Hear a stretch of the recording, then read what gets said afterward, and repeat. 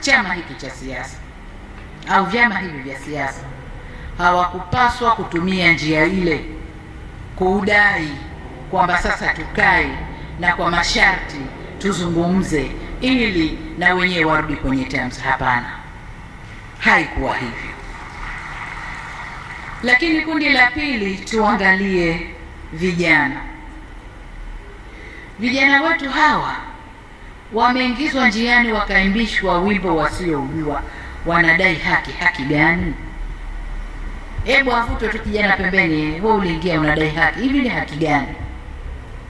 Na hiyo haki hawakuweza kuidai kwa njia nyingine mpaka waingie njiani, wakafanye vurugu, walipwe, wakachome vituo, walipwe, wakafanye vurugu walizozifanya.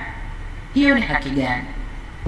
Lakini jengine wanalobebeshwa, wameingia njiani eti kwa ugumu wa maisha. Astaghfirullah. Turudi kwa Mungu tustaghfiru.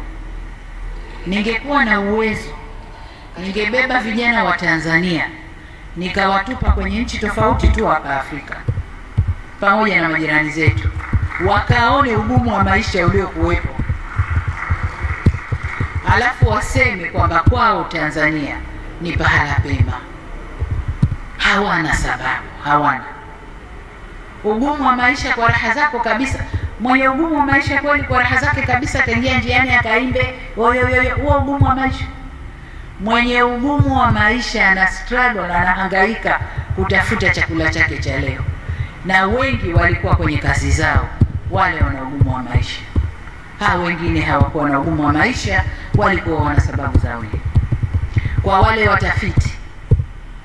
wale watafiti wafanye utafiti ndani ya Afrika Mashariki na nje, labda kusini mwa Afrika, waangalie nafasi ya Tanzania kwenye ugumu wa maisha. Wende wakaangalie. Kwa vijana wetu wasimezeshwe tu na wenyewe wakameza, hapana.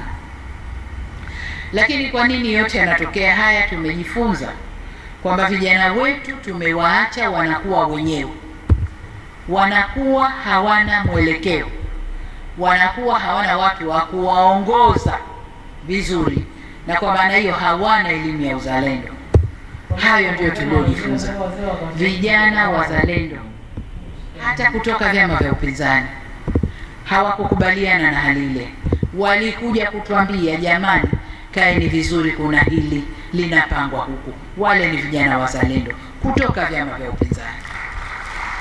Lakini vijana wetu wengi wa Tanzania hawana uzalendo, na hilo serikali tumejifunza na tutakwenda kulifanyia kazi. Na ndio maana nikasema niunde wizara nzima ya vijana ili kushughulikia vijana kwa upeo mpana badala ya kuwa na kitengo ndani ya wizara kubwa.